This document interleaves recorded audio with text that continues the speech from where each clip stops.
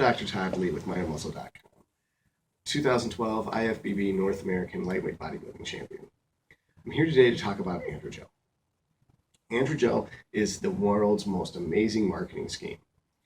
That after the Viagra craze, when the pharmaceutical companies realized they could make billions off of giving a marital aid and pretending that it was a medical treatment for something, they decided that we could also treat normal decrease in sex drive as men age with Androgel and its corollary, which is testin. That what's funny about the whole thing is that Androgel is testosterone, and testosterone is a steroid. So every man who's taking Androgel is on steroids. And people don't know that. The commercials don't make it out to be that. They make it TRT, I've got low T. They don't really clarify that T stands for testosterone, and that testosterone is a steroid. So they've convinced America that it's okay to take Androgel, but they're still living this lie that steroids are bad for you. What's funny is, part about it is that in the 1980s, when they made the politicians make steroids criminal, and they put all these people in prison for using them, they made it out to be that it's bad for you. But now they're pushing the Androgel as if it's going to help you and increase your health. So how can the same thing be bad for you and good for you at the same time? And it has to do with who's going to get the money. And that's all there is to it. Androgel is a scheme to get money out of people. That Androgel, if you give it to someone, what they do is they give you blood work to do. And the blood work, they tell you to go in at the wrong time of day. They don't tell you to go in at 7 to 9 a.m. They just tell you to go in after a fast. So most people would be reasonably intelligent, would fast overnight, then go in first thing in the morning. But it seems people aren't that intelligent anymore. So what they'll do is they'll wake up, then they'll go 8 to 12 hours without eating, and they'll go in the afternoon and get their blood work done then, because that's what's convenient for them based on their normal daily activities. They don't want to go in before work, and so they go in after work. So they just starve themselves all day. So then the blood work comes back false negative. That means that the test shows negative. You've got a low testosterone. But it's false, because you actually did have probably a normal testosterone at the time of day you were supposed to get it tested, that the doctor intentionally did not tell you. He either intentionally didn't do it, or he's negligent due to stupidity and didn't tell you for that reason. It's almost worse. So you now have a false negative value. So now the doctor is able to prescribe you Androgel because it's now covered by insurance, because on paper you've got a low testosterone. The truth is that if you start taking this drug, which is a hormone, then you eventually will have low testosterone if you go off the drug.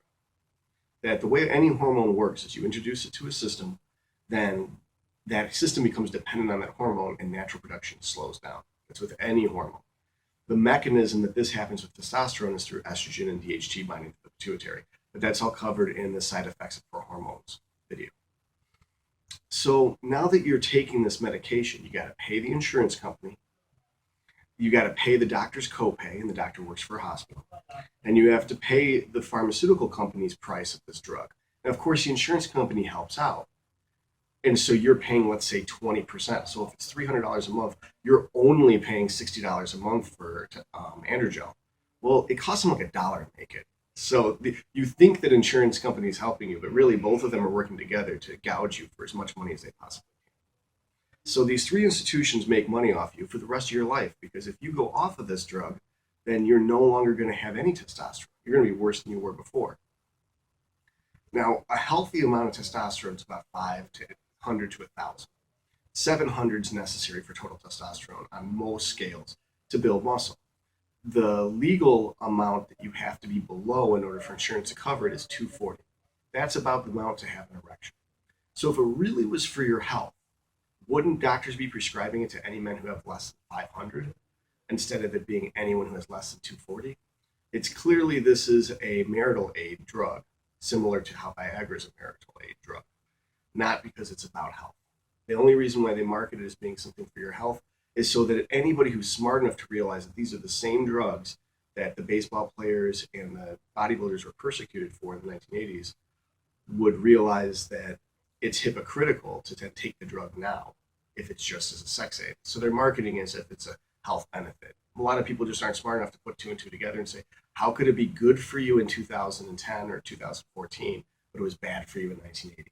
But the human body hasn't changed in 30 years. It's just marketing has changed in 30 years. So they're marketing a way to make money off of you by keeping you a customer for life. Because once you want it, you can never go off. Now, if you don't want to be a victim of the system and you want to take matters into your own hands, there's Prohormones available. The Best Mass Builders of 2014 would be a good video to watch for something that's going to increase your muscle mass and your sex drive. That way, you're not a victim of other people taking advantage of you. You have the power to make educated decisions for yourself and help yourself in a legal way that actually ends up being cheaper in the long run. Thank you. This is Dr. Todd Lee with Mind and Muscle Facts.